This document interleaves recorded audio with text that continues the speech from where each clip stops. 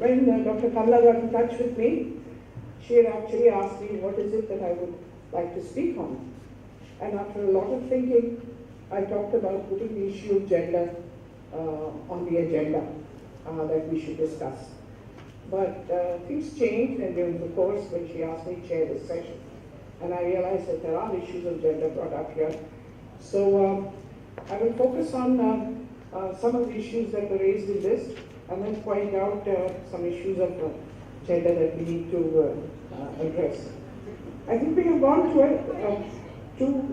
we have looked at some of the very macro issues, and Professor Hargopal has given us not just a bird's eye view of our history in terms of educational reports and the way in which educational policy changes, but he has raised some very critical ideas about meeting what are needs rather than wants, and the question of how we have shifted and what has been the impact of globalization, of what we call LPG, liberalization, privatization, and globalization on education, and where the pressure points are in the struggle between what we try to do of helping our students to learn to think and the demands of the market and the demands of the powers that be who want to push educational policy and to some extent micromanage our education system in a particular direction.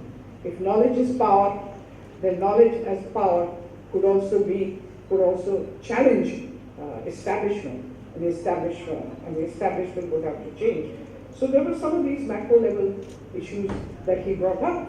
Then some of our other participants who presented also drew attention to the broad issues that pertain to gender in higher education, to the gap between skills, competencies, and what are employability and what are the skills, competencies that are needed to survive in the 21st century.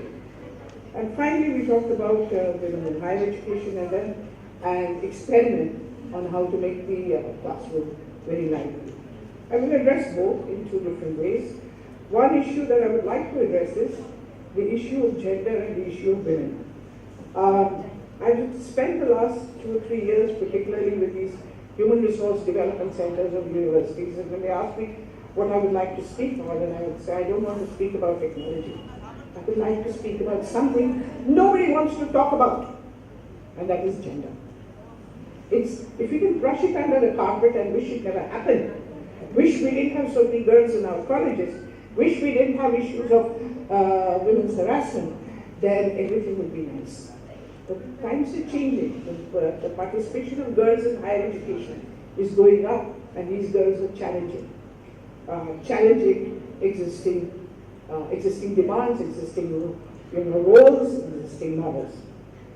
The reason I bring this up is because there are many things at a macro level that are done. The UGC's report on gender is about 120 to 150 pages, most of which is a lot of debate, but really not telling us how to do things.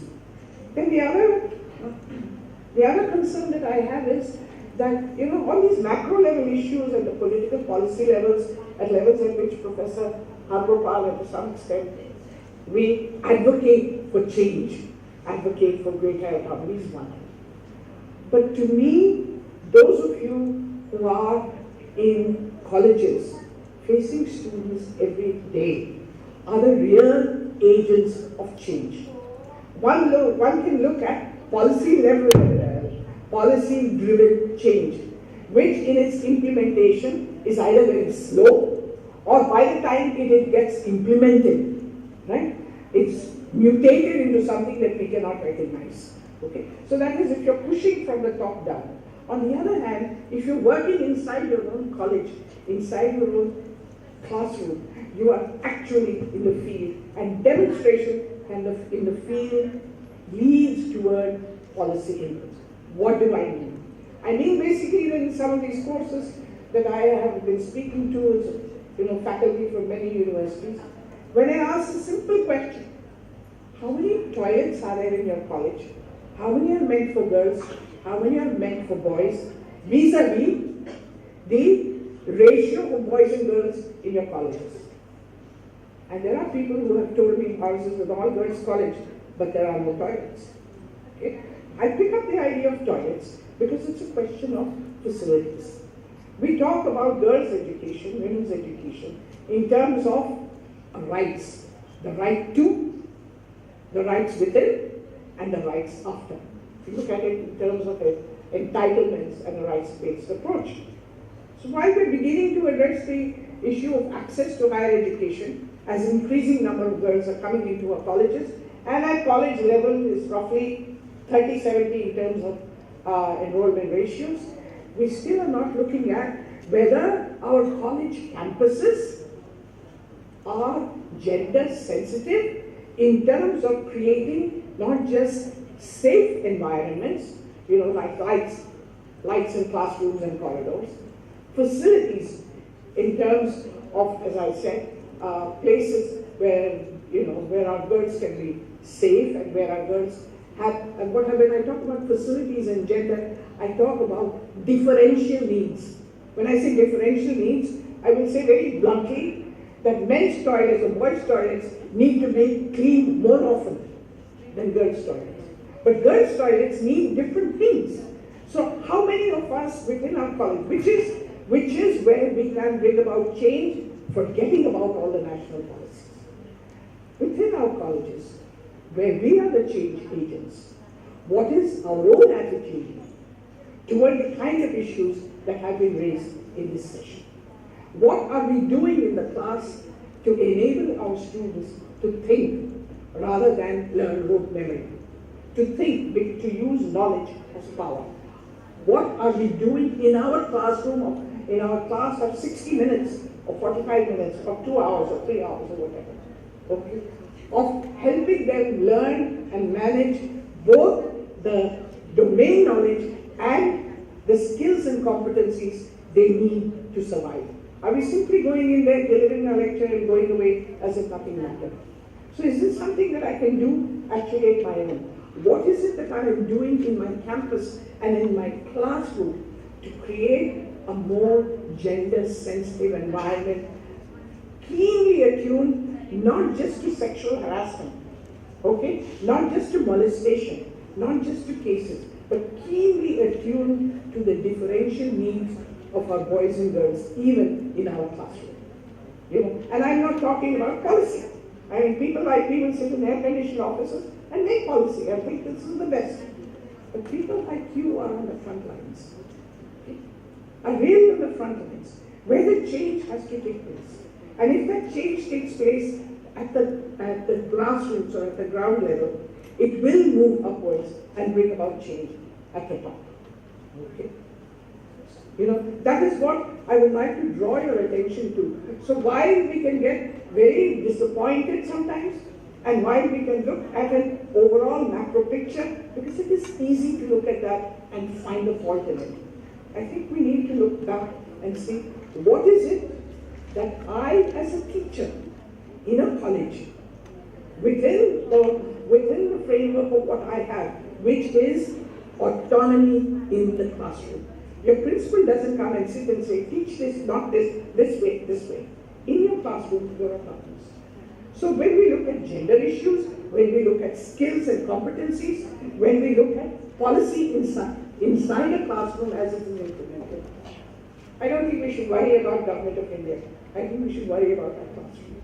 And I think therein lies I like this last presentation particularly by Aparna, because they didn't sit and worry about what was going on somewhere. They said, how do I enrich my classroom? How do I enrich my students? Okay. So in their own little way, in a small college in Nalgonda district, they enriched their classroom. They made a difference. Okay. Gandhi spoke about difference on the ground. We all talk about difference in the homes. We talk about it as if it is for somebody else, but not for us.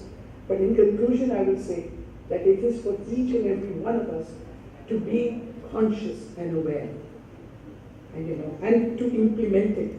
Okay? And forget about what happens on top. In the end, when it comes to us, it's a set of rules that are probably not implementable. But the change happens at the grassroots. Okay?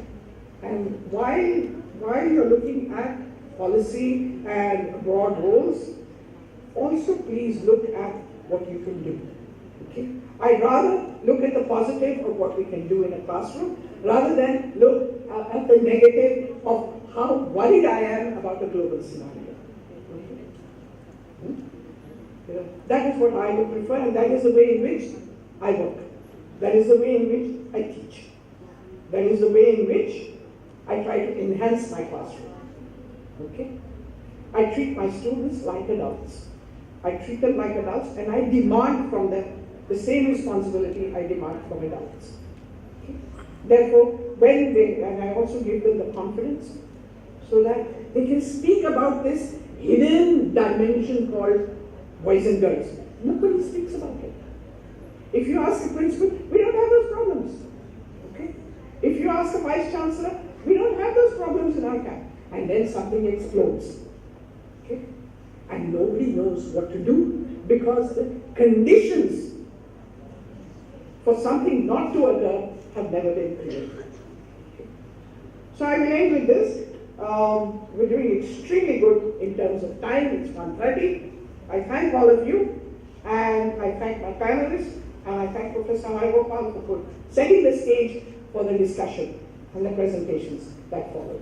So thank you very much.